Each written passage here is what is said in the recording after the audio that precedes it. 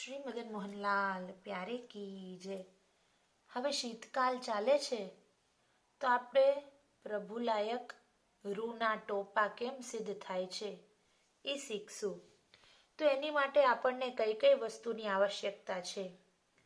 તો એક આવી રીતના એક પુઠ્ઠું, જે સોફ્ટ પુઠ્ઠું છે, જેમાં આપણે કાયમ માટેનો ફરમો બનાવશું, પેન્સિલ, રૂ, કાપડ, એ જરીનું પણ હોઈ શકે, કોટનનું પણ હોઈ શકે, સાટીનનું પણ હોઈ શકે. આવી સાટીન પટ્ટી અથવા તુઈ, સોય દોરા, કાતર અને હીર, શ્યામ રંગનું અથવા કોઈ બી રંગનું તમે કોન્ટ્રાસ્ટમાં લઈ શકો છો. અથવા હીર ના હોય તો આવી રીતના જાડા કોટનના દોરા આવે એ પણ લઈ શકો છો. હવે સૌ પ્રથમ આપણે ફરમામાં કેવી પેટર્ન દોરવાની છે એ જોઈ લેશું. એક જરાક મોટો જ કરીને બતાડું છું તો તમને બધાને દેખાય સરખી રીતના.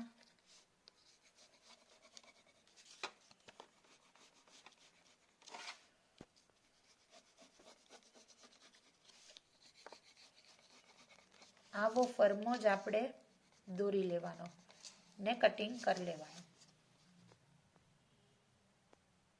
હવે આપણો ફરમો સિદ્ધ થઈ ગયો છે. જે બી કપડા ઉપર, જે બી વસ્ત્ર ઉપર આપણે બનાવવું હોય એની ઉપર આમ રાખીને અને આપણે એને દોરી દેશું. બેવડા કાપડમાં આપણે આ ફરમો દોરશું.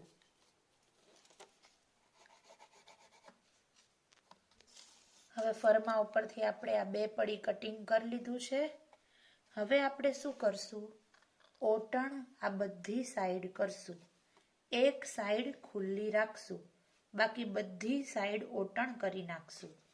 તો ઊંધું કાપડ રાખીને ને ઓટણ કરશું.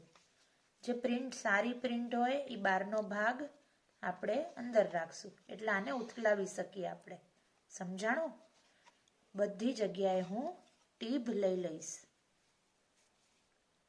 આવી રીતના ઝીણી ઝીણી ટીબ લઈ લેવાની.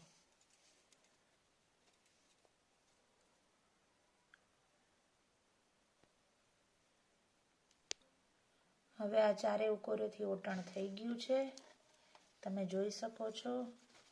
આવી રીતના બધા ભાગ સિવાઈ ગયા છે, એક ભાગ મેં ખુલ્લો રાખ્યો છે. હવે આને આપણે ઉથલાવી દેશું.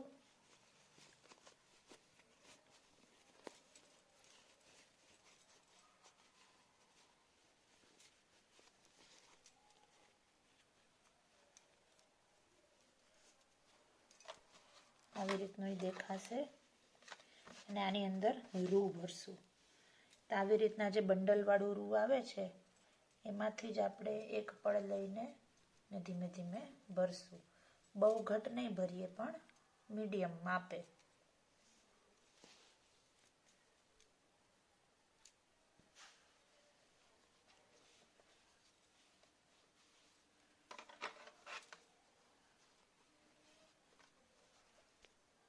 આવી રીતે આપણે રૂ ભરી દીધું છે. હવે તમે આ ભાગને બેવડો વાળી દો, જેમ રૂ ભર્યું હતું એને ડબલ કરી દો, ફોલ્ડ. અહીંથી આપણે જો આ વી નીચેના ભાગમાં છે, અહીંથી આપણે ટીબ લેવાનું ચાલુ કરશું. ઉપર જાશું, આડા જાશું, આમ આપણે ટીબ લેશું. હવે અહીંથી આપણે ટીબ લેવાનું ચાલુ કર્યું, સીધે સીધા જાશું.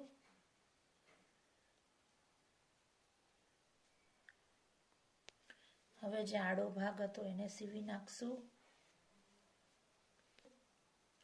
હવે આપણે ટીબ જે આડી લીધી છે એને આમ કરીને ખેંચી લેશું ને અહીંયા ગાંઠ લઈ લેશું.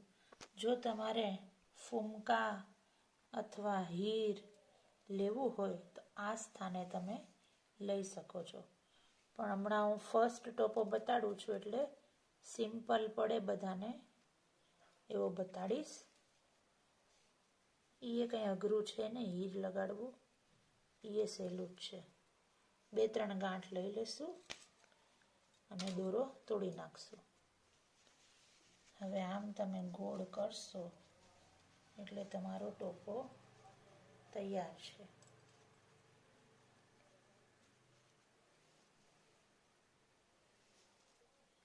હવે આમાં તમે તુઈ લગાડી શકો છો, સાટીન પટ્ટી લગાડી શકો છો. એ કેમ લગાડવાની એ બતાવીશ. હવે પાછળથી આપણે આ તુઈ લગાડવાની ચાલુ કરશું.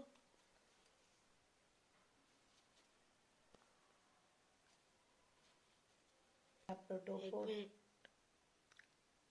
તૈયાર છે. આવી રીતનો લાગશે.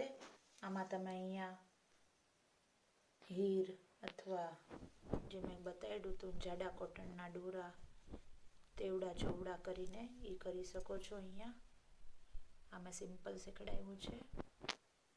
આવી રીતના કરશો તો શીતકાલમાં બધાએ ટોપા અંગીકાર કરજો. પ્રભુને ખૂબ લાડ લડાવજો. શ્રીમદ મોહનલાલ પ્યારે કી જય.